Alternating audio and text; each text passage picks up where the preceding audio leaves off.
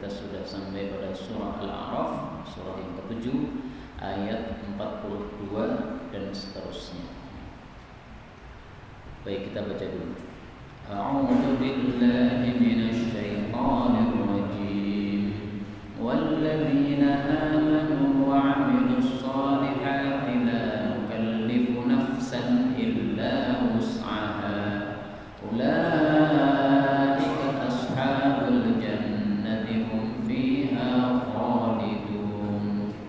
Wa naza'na ma fi sudurihim min ghillin tajri min tahtihumul anhar wa qalu alhamdulillahi alladhi hadana li hadha ma kunna linahtadiya lawla an hadana Allah laqad ja'at rusul rabbina bil haqq wa nudu an tilkumul jannatu uristumuha bima kuntum ta'malun.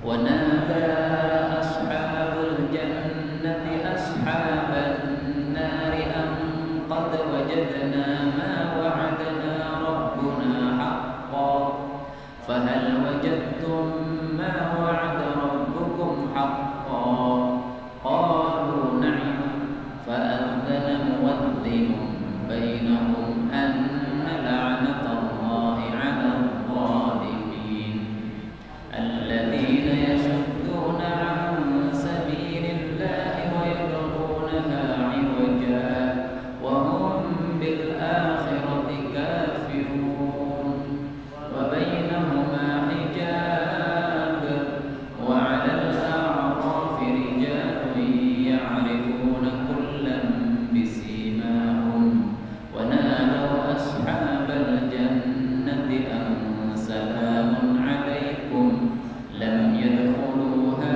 wa hum yatma'un wa idza surifat absaruhum tilqa'a ashabin nar qalu rabbana la taj'alna ma'al qawmil zalimin wa nada ashabul a'rafi rijalan ya'rifunahum bisimahum qalu ma aghna 'ankum jam'ukum wa ma kuntum tastakbirun ahaula'i alladhina aqsamtum la yanaluhumullahu birahmah udkhulul jannata la khawfun 'alaykum wa la antum tahzanun wa nada ashabun nari ashabal jannati an afidu 'alaina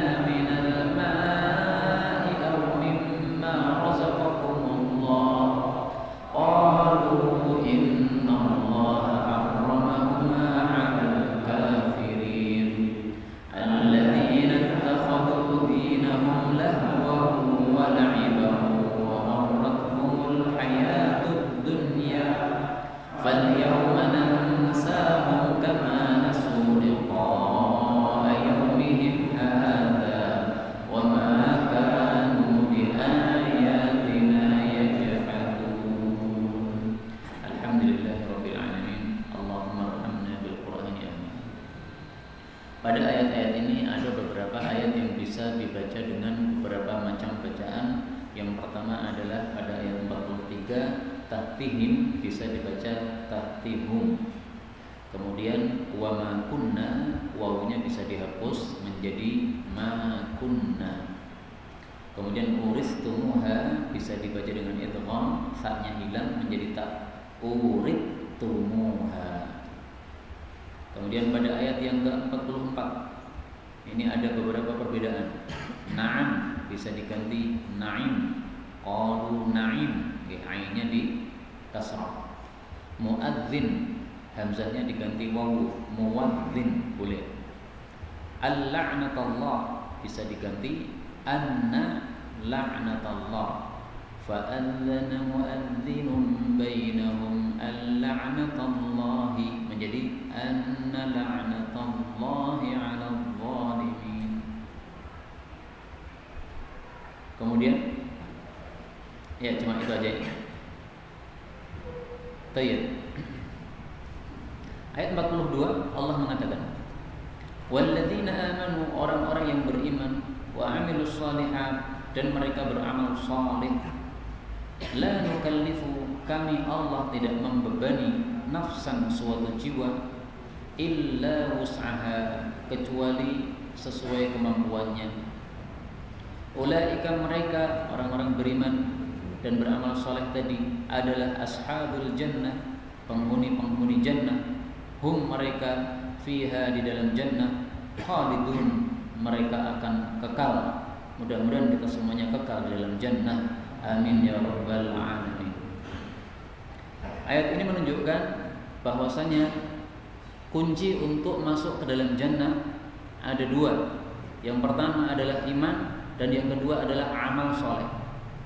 Maka tidak cukup seseorang mengucapkan la ilaha illallah saja tanpa beramal. Memang la ilaha illallah adalah kunci untuk masuk jannah, tetapi kunci harus ada gigi-giginya.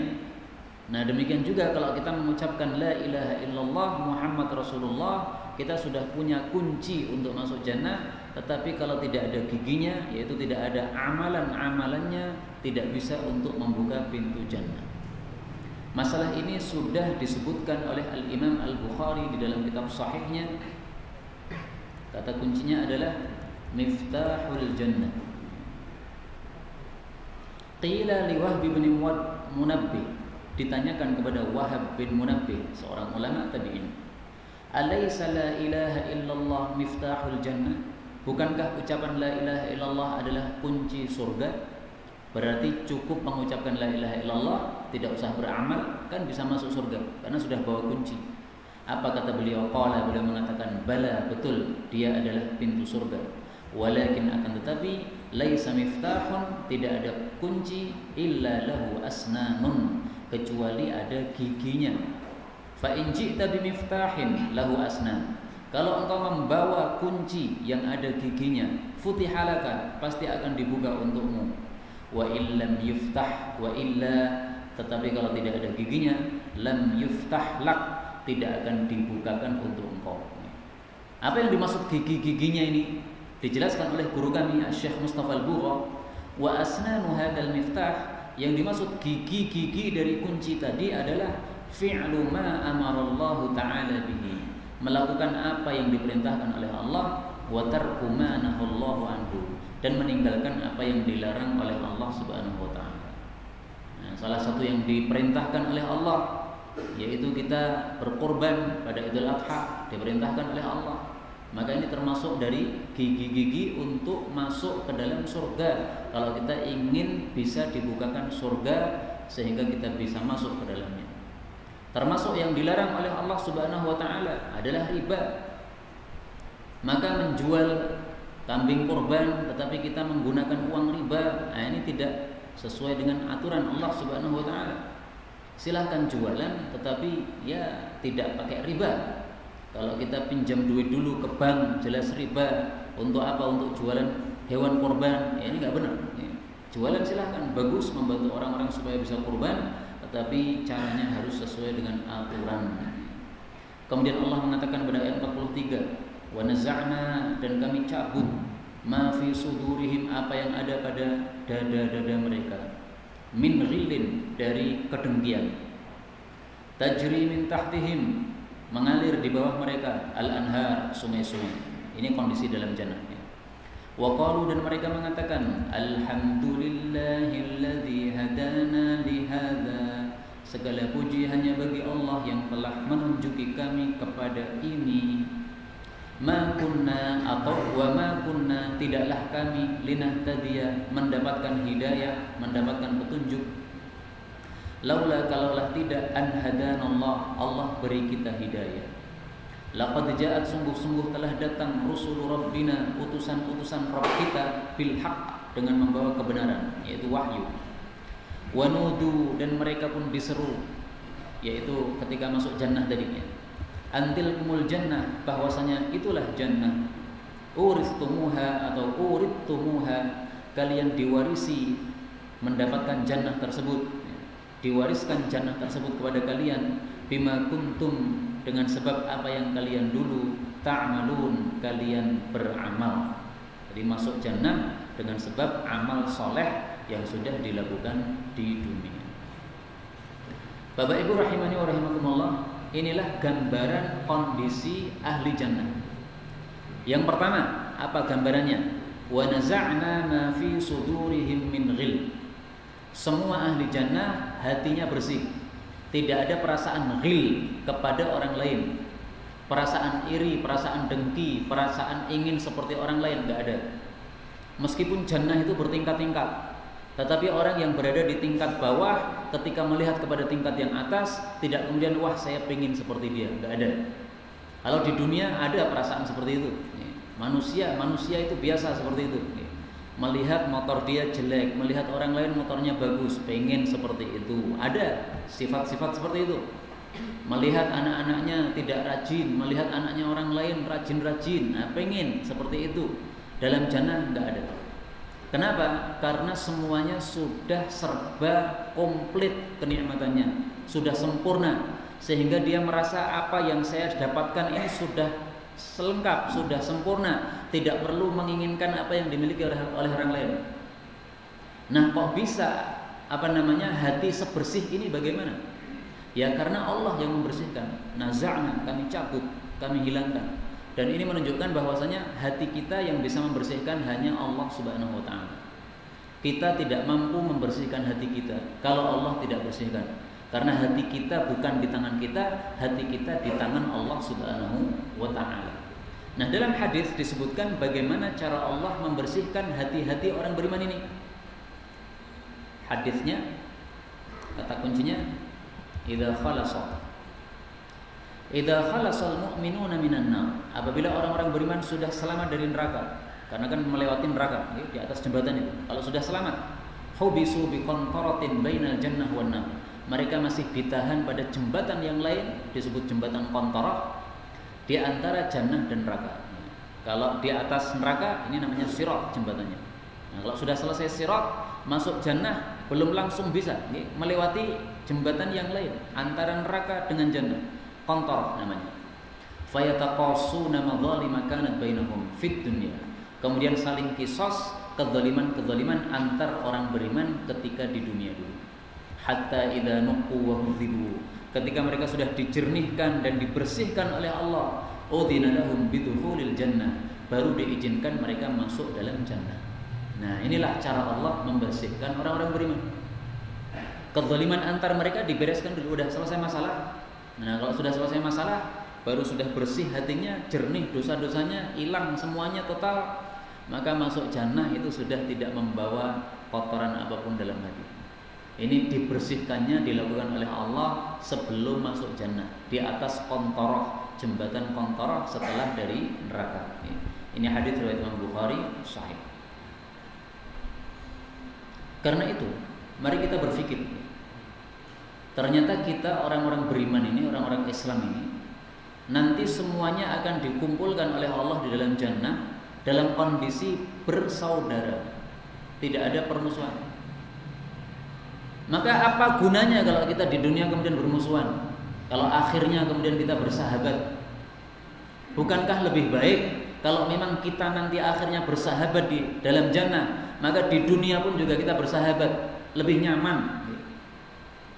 Mana lebih enak perasaan kita bermusuhan dengan orang lain dengan perasaan kita berkawan dengan orang lain? Nah, ini perlu kita ambil pelajaran di sini. Orang beriman itu memang sangat-sangat mudah untuk diadu domba. Setan yang mengadu domba. Jamaah kelompok sana dengan jamaah kelompok sini, hanya beda nama, beda partai, beda bendera, beda guru pengajian, beda sedikit pemahaman, kemudian jadi tidak akur. Nah, ini tidak benar seperti ini. Bukankah kita lebih baik hidup dalam kondisi surgawi ketika kita masih di dunia? Bagaimana kondisi surgawi? Ini wa naza'na ma fi sudurihim min ghil. Enggak ada perasaan dengki, enggak ada perasaan permusuhan. Bukankah lebih nyaman kita hidup seperti itu daripada kita hidup bermusuhan? Maka maksud saya di sini adalah mari kita introspeksi diri, kalau kita masih ada permusuhan dengan orang lain, buang permusuhannya, diletakkan di got saja permusuhan itu, udah kita bersihkan hati kita. Kalau masih ada orang lain memusuhi kita, dari kelompok lain misalnya, dari jamaah lain, dari kelompok pengajian yang lain, maka tidak usah digubris itu. Biarkan mereka yang menyimpan dongkol dan menyimpan kebencian, tetapi hendaklah kita menjadi orang-orang yang hatinya bersih, tidak membalas kedengkian dengan kedengkian, tidak membalas permusuhan dengan permusuhan, karena nggak ada gunanya. Pertama, tidak ada gunanya. Yang kedua adalah menyusahkan hati kita sendiri. Kita hidup kalau menyimpan permusuhan itu kan rasanya nggak enak. Tapi kalau semua orang itu rasanya kita bersahabat, nyaman, ketemu siapapun nggak ada masalah. Maka biarkan orang bermuka masam sama kita, kita tetap pasang senyum saja, nggak ada masalah. Apa gunanya kita bermusuhan dengan orang-orang muslim? Kalau bermusuhan sekalian aja sama orang kafir, pedang-pedangan sama orang kafir, paten-patenan, malah berpahala. Orang kafir yang memusuhi Islam maksudnya, bukan orang kafir yang baik, yang tetangga dengan kita, bukan. Baik, mari kita lihat bagaimana Nabi memuji orang-orang yang hatinya bersih. At-taqiyyun naqi. Rasul mengatakan khairun nas, manusia yang terbaik adalah dzul qalbil mahmum, yang memiliki hati mahmum, wal lisanis shadiq, dan memiliki lidah yang jujur. Qila mal qalbul mahmum, Nabi ditanya apa yang dimaksud hati mahmum. Qala, Nabi mengatakan huwa taqiyyun naqi, dialah hati yang bertakwa, hati yang jernih. Bagaimana hati yang jernih itu? Alladzi la itsma fi, tidak ada dosa di dalamnya. Wala baghya, tidak ada kezaliman di dalamnya. Wala hasada, tidak ada hasad di dalamnya. Inilah manusia yang kata Nabi khairun nas, manusia paling bagus, paling baik. Paling baik itu berarti derajatnya paling tinggi di hadapan Allah Subhanahu wa taala, paling dicintai oleh Allah Subhanahu wa taala. Nah, untuk membersihkan hati kita bagaimana? Supaya bersih, supaya jernih. Saya sudah katakan tadi bahwa hati kita di tangan Allah, sehingga untuk membersihkan hati kita, kita minta kepada Allah Subhanahu wa taala. Bagaimana doanya? Allahumma tahhir qalbi, Allahumma aslih qalbi. Ya Allah, bersihkan hatiku, sucikan hatiku, perbaiki hatiku. Syekh Ibnul Baz, itu beliau seringkali mengulang-ulang doa ini, Allahumma aslih qalbi, Allahumma aslih qalbi. Didengar oleh muridnya. Pergi safar, naik pesawat terbang, selama perjalanan ternyata doa yang diulang-ulang, Allahumma aslih qalbi. Maka ditanya, Syekh, kenapa engkau doa ini terus? Beliau mengatakan, hati manusia itu kalau sudah baik, semua anggota tubuhnya jadi baik.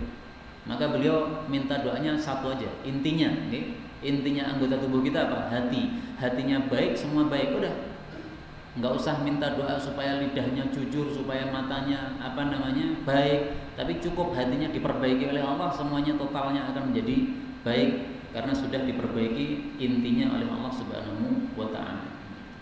Kemudian kondisi ahli jannah juga, wa qalul hamdulillahilladzi hadana li hada. Mereka mengucapkan alhamdulillah yang telah menunjuki kita untuk ini. Hada, ini apa ini? Ada dua tafsir. Sebagian mengatakan ini maksudnya masuk jannah, sebagian lagi mengatakan ini maksudnya bersihnya hati dari kotoran-kotoran dengki tadi. Dan memang dua-duanya adalah nikmat Allah, dua-duanya adalah hidayah dari Allah. Sehingga kalau hati kita dibersihkan oleh Allah, tidak nyimpan dendam, tidak nyimpan permusuhan kepada orang lain, itu adalah hati yang mendapat hidayah dari Allah Subhanahu wa taala. Sebaliknya, kalau hati kita nyimpan dendam, nyimpan dengki kepada orang lain, permusuhan kepada orang lain sesama muslim, berarti hati kita belum mendapat hidayah dari Allah Subhanahu wa taala. Kemudian di sini Allah mengatakan uridtumuha bima kuntum ta'malun.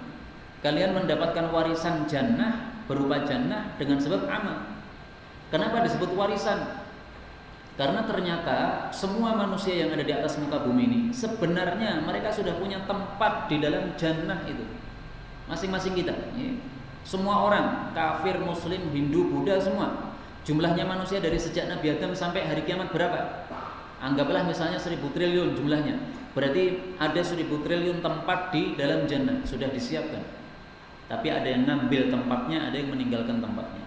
Orang-orang kafir tidak mau ambil tempatnya, tapi malah ditinggalkan, mereka pilih masuk neraka. Nah, maka kemudian tempat-tempat tersebut akan diwarisi oleh orang-orang beriman. Hadisnya di dalam kitab hadis yang sahih Kata kuncinya maq'adahu minal jannah. Rasul sallallahu alaihi wasallam bersabda,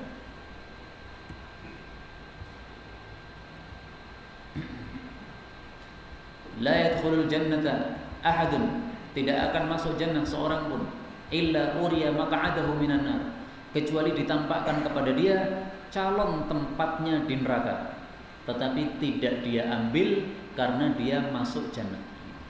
Lau asa'a, yaitu kalau dia berbuat jelek di dunia, dia masuk neraka. Tapi karena dia tidak berbuat jelek, akhirnya tidak masuk neraka. Liyazdada syukran, diperlihatkan tempatnya supaya dia lebih bersyukur kepada Allah. Jadi ahli jannah kalau sudah masuk jannah diberitahu oleh Allah, itu neraka tempatmu di situ sebenarnya. Tapi karena kamu tidak ambil, maka kamu ambil masuk jannah. Supaya dia bersyukur kepada Allah, bisa membandingkan dia antara nikmat yang dia sekarang berada di dalamnya dengan neraka yang begitu panas, yang disiksa orang-orang kafir di situ. Sebaliknya, wala yadkhulun nar ahadun, tidaklah seorang pun masuk neraka illa uriya maq'adahu minal jannah, kecuali ditampakkan juga kepada dia calon tempatnya di dalam jannah. Lau ahsan, seandainya dulu di dunia dia berbuat baik, liyakuna alaihi hasrah, itu supaya dia tambah menyesalnya. Melihat tempatnya dalam jannah sangat indah, sementara dia sedang disiksa dalam neraka, ini tambah menyesal. Karena itu, mari kita perbuatan-perbuatan baik yang sudah bisa kita lakukan jangan ditinggalkan. Tilawah Quran, tahajud, menghadiri pengajian, apapun, amalan baik yang sudah bisa kita lakukan jangan ditinggalkan. Karena kalau ditinggalkan kita khawatir nanti kehidupan kita ditutup dengan keburukan, akhirnya tidak jadi masuk jannah, malah ambil masuk neraka. Kita akan menyesal melihat tempat kita dalam jannah kosong sementara kita masuk ke dalam neraka. Na'udzubillah. Ini hadis sahih riwayat Imam Bukhari. Kemudian ayat 44, wanada, dan memanggil ashabul jannah, penghuni-penghuni jannah, kepada ashaban nar, penghuni-penghuni neraka, an, bahwasanya qad wajadna, sungguh kami telah mendapatkan, ma wa'adana rabbuna, apa yang dijanjikan oleh Rabb kami, haqqan, benar, betul-betul ada jannah. Fahal wajadtum, maka apakah kalian mendapati, ma wa'ada rabbukum, apa yang dijanjikan oleh Rabb kalian, haqqan, benar, yaitu masuk neraka? Qalu, mereka mengatakan, na'im, ya betul, kami juga mendapatkan siksa sebagai janji dari Allah. Fa'adzana, maka mengumumkan, muwadzinun, seorang pemberi pengumuman, bainahum, di antara mereka. Apa isi pengumumannya? Anna la'natallah, bahwasanya laknat Allah 'alal zalimin, bagi orang-orang yang zalim, maksudnya adalah orang-orang yang syirik kepada Allah Subhanahu wa taala. Jadi zalim yang dimaksud di sini adalah innasyirka la zulmun 'azim. Syirik adalah kezaliman yang besar. Mereka lah yang mendapatkan laknat Allah, yaitu masuk neraka. Maka Allah tafsiri di sini, siapa sih orang-orang zalim? Orang-orang zalim adalah alladzina, orang-orang yang yasudduna, mereka menghalangi, an sabilillah, dari jalannya Allah, wa yabghunaha, dan mereka itu menghendaki atau mencari jalannya Allah, yang menginginkan jalannya Allah itu iwajan, menjadi bengkok. Wa hum bil akhirati, dan mereka itu terhadap akhirat kafirun, mereka kafir, tidak percaya. Nah, ini berarti orang-orang kafir. Yang dimaksud sabilillah itu adalah agama Islam. Jadi orang-orang kafir itu menghalangi dari agama Islam. Kalau ada yang masuk Islam, dihalang-halangi. Dia disebarkan kepada masyarakat bahwasanya Islam itu adalah agama yang kasar, yang keras, supaya orang-orang tidak masuk Islam. Dianggap bahwasanya agama terorisme adalah agama Islam. Nah, itu sifatnya orang-orang kafir. Tapi dari sini kita ambil pelajaran juga, ya. Yasudduna an sabilillah. Kita ambil pelajaran untuk diri kita sebagai orang muslim, bahwa siapapun yang menghalangi kebaikan itu berarti mempunyai sifat atau watak seperti orang-orang kafir. Orang kafir menghalangi dari Islam. Nah, maka kalau kita menghalangi dari kebaikan, berarti kita mirip dengan orang-orang kafir. Jangan sampai kita pernah melakukan satu sikap yang menyebabkan terhalangnya kebaikan. Pengajian dihalang-halangi, ini berarti termasuk yasudduna an sabilillah. Pengajian, biarkan pengajian ini berkah untuk suatu masyarakat. Kalau di suatu kampung ada pengajian, ini berkah untuk kampung tersebut. Jangan sekali-kali menghalangi adanya pengajian. Kemudian Allah mengatakan 46, wa bainahuma hijab, dan di antara keduanya jannah dan neraka ada hijab, ada tirai. Wa 'alal a'rafi, dan di atas a'raf. A'raf itu adalah sesuatu yang tinggi. Al-araf sesuatu yang tinggi. Rijalun, ada beberapa orang, ya'rifuna, mereka mengetahui, kullan, masing-masing, yaitu masing-masing ahli jannah dan ahli neraka, bisimahum, dengan tanda-tanda mereka masing-masing.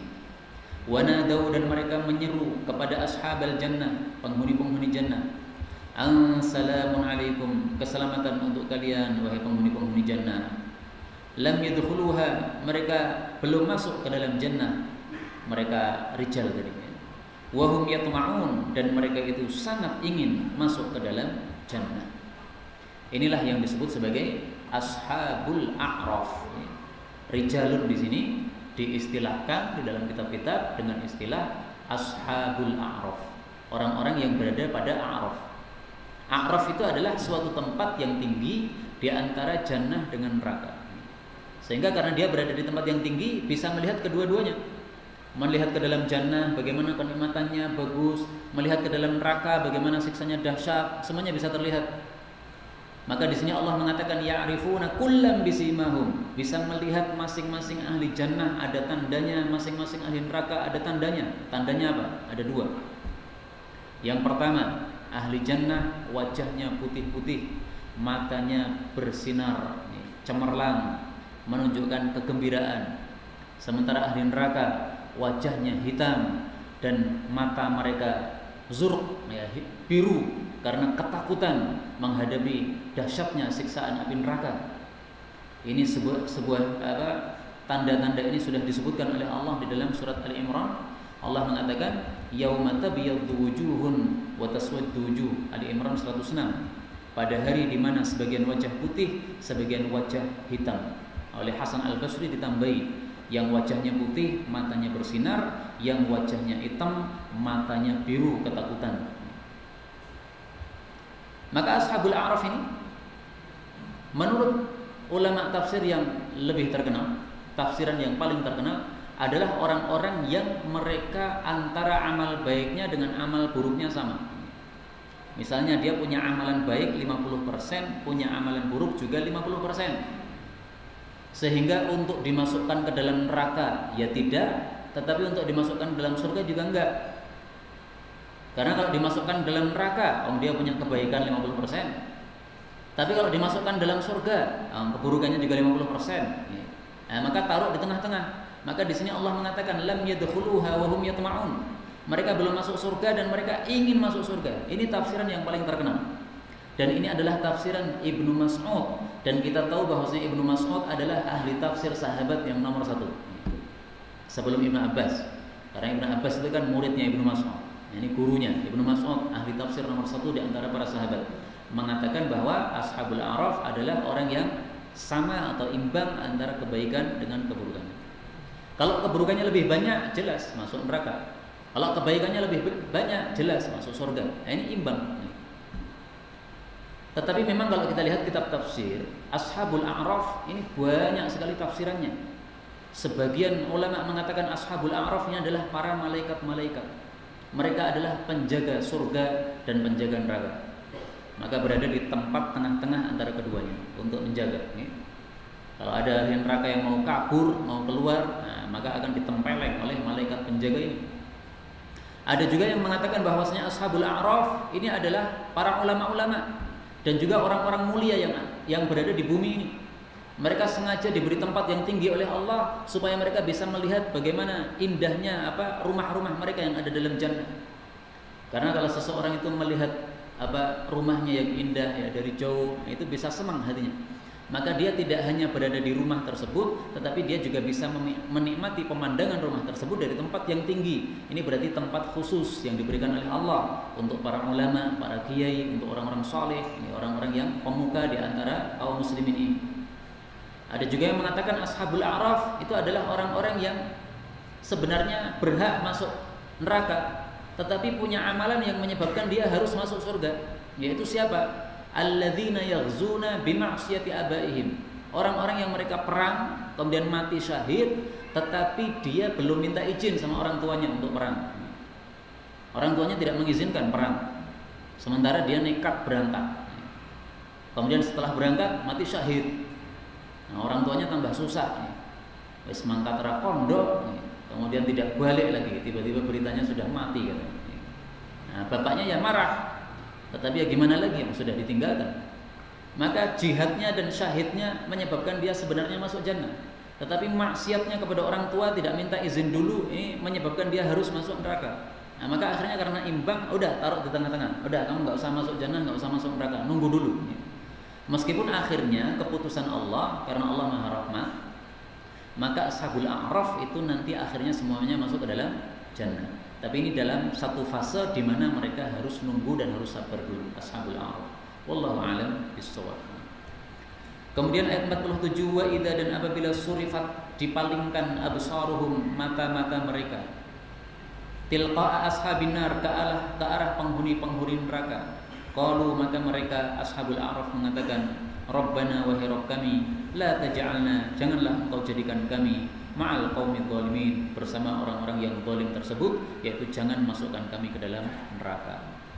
Wa nada, dan menyeru Ashabul A'raf rijalan, kepada orang-orang yang lain, ya'rifunahum, yang mereka mengenali mereka, bisimahum, dengan tanda-tanda mereka. Ini maksudnya adalah orang-orang kafir.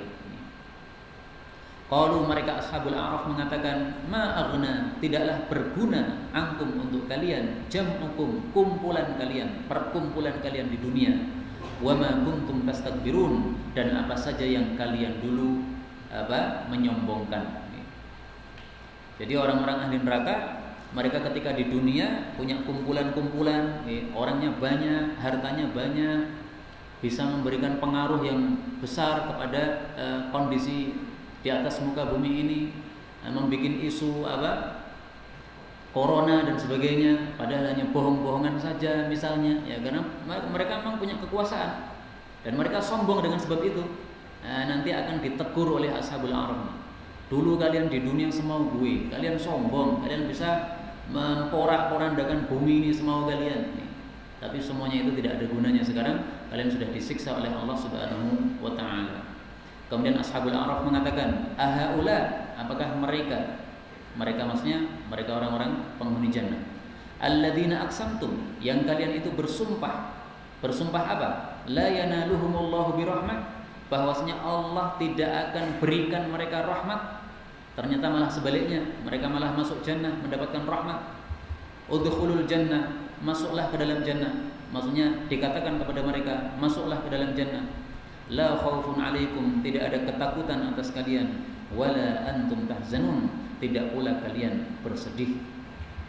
Wanada, dan menyeru ashabun nar, penghuni-penghuni neraka, kepada ashabal jannah, penghuni-penghuni jannah, an, bahwasanya afidu, tuangkanlah, alaina, kepada kami, minal ma, dari air. Yang dimaksud air adalah ma'ul hayat, air kehidupan, dimana kalau orang mati minum air ini dia akan hidup. Au mimma razaqahumullah, atau dari apa yang Allah rizkikan kepada kalian, yaitu kenikmatan-kenikmatan jannah. Qalu, maka mereka ahlu jannah mengatakan, innallaha, sesungguhnya Allah, harramahuma, sudah mengharamkan keduanya, yaitu air kehidupan dan rizki tadi, alal kafirin, kepada orang-orang kafir. Bapak Ibu rahimani wa rahimakumullah, ayat ini menunjukkan dua perkara. Pertama, bahwasanya ahli neraka dengan ahli jannah itu bisa saling melihat. Berada dalam jannah, dalam kenikmatan, bisa melihat orang-orang yang ada dalam neraka dalam kesusahan, dan bisa saling dialog sebagaimana ayat ini. Dan tidak usah kita pakai nalar. Kalau pakai nalar orang nyambung, karena jannah itu tingginya kan tidak bisa kebayang. Tempat tidurnya jannah saja tingginya itu antara seperti bumi sampai langit, tidak bisa kebayang. Dan juga neraka itu sangat dalamnya sekali. Batu dilempar dari atas 70 tahun sampai bawah, atau belum sampai 70 tahun, lama sekali, berarti dalam sekali. Kok bisa saling melihat gimana? Nggak usah ditanyakan, ini masalah gaib. Dan sangat mudah bagi Allah kalau ingin menjadikan mata kita bisa melihat sesuatu yang jauh. Mudah bagi Allah mengatakan kun, udah bisa selesai. Sekarang kita kalau melihat di balik tembok nggak kelihatan. Saya melihat para akhwat dan ibu-ibu di balik tembok nggak ada yang kelihatan. Paling kelihatan hanya kepalanya atau jilbabnya saja. Tapi mudah bagi Allah kalau ingin menjadikan mata seseorang itu bisa melihat apa yang di balik tembok. Mudah bagi Allah. Sebagaimana Nabi SAW kalau beliau mengimami sholat, beliau bisa melihat jamaahnya yang di belakang, siapa yang telat, siapa yang tidak telat, siapa yang sholatnya benar, siapa yang sholatnya enggak benar, terlihat. Padahal mata beliau menghadap kiblat, tetapi orang-orang di belakang terlihat. Ini adalah Allah Subhanahu wa taala yang melakukannya. Maka mudah bagi Allah untuk membuat seperti ini. Kemudian yang kedua, ayat ini menunjukkan bahwasanya ahli jannah itu sudah tidak punya lagi rasa belas kasihan kepada ahli neraka. Kalau sekarang kita masih punya belas kasihan sama orang-orang kafir, melihat tetangga kita mati kafir, kita kadang-kadang merasa kasihan, kenapa kok mati kafir? Alangkah bagusnya kalau dia masuk Islam, matinya mati muslim, masuk jannah. Kita melihat misalnya orang tua kita misalnya, ada yang kafir, mati kafir, kita juga susah. Di dunia ini susah kita, karena membayangkan bagaimana orang tua kita akan disiksa dalam neraka. Tapi nanti kalau sudah di alam akhirat, ini rasa belas kasih sudah enggak ada. Maka di sini Allah mengatakan, innallaha harramahuma 'alal kafirin. Ahli jannah mengatakan, ini semua kenikmatan tidak boleh kita berikan kepada kalian.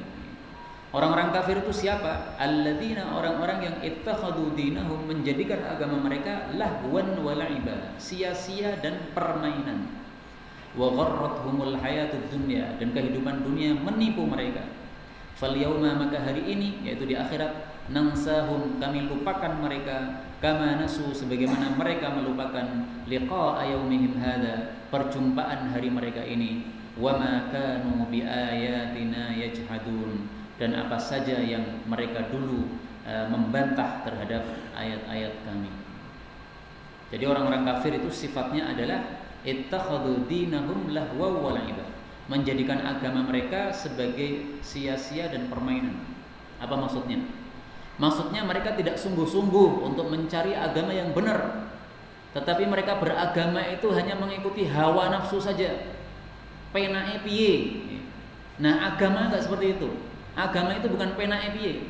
Agama itu kita harus tahu betul mana yang salah, mana yang benar dipakai, yang salah dibuang. Itu agama seperti itu. Maka jangan semau gue dalam agama ini. Kalau kita semau gue dalam agama, sing penting pena, itu berarti seperti orang-orang kafir. Ittakhadhu dinahum lahwan wa la'iban. Sudah diomongi riba haram, wah lah penae ngono. Nah, itu berarti ittakhadhu dinahum lahwa wa la'iban. Enggak peduli halal haram diuntal kabeh. Sementara agama itu kita harus berhati-hati, harus sungguh-sungguh, tidak permainan seperti itu. Jangan seperti orang-orang kafir, mereka beragama tetapi bermain-main di dalam agama mereka. Disebutkan contohnya bagaimana mereka bermain-main pada surat Al-Anfal ayat 35. Wa ma kana salatuhum, tidaklah salat mereka indal baiti, di dekat Ka'bah, illa muka'aw wa tasdiyah, kecuali muka dan tasdiyah.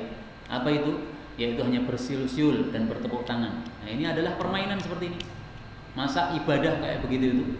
Masa bersiul jadikan ibadah? Masa tepuk tangan jadikan ibadah? Ibadah itu yang sungguh-sungguh, khusyuk di hadapan Allah, salat, rukuk, sujud, nah itu baru ibadah. Nah, maka jangan kita sebagai orang muslim menyerupakan diri dengan orang-orang kafir, bernyanyi-nyanyi, bersenang-senang, bermusik-musik. Itu adatnya orang kafir seperti itu. Kita orang beriman bukan begitu. Kita adatnya adalah tilawatul Quran, murattal Al-Quran, membaca zikir dan sebagainya. Agama sungguh-sungguh bukan permainan. Wallahu ta'ala a'lam bishawab. Inilah yang dapat kita bicarakan, benarnya dari Allah, dan apabila ada salahnya fa astaghfirullahal azim li wa lakum.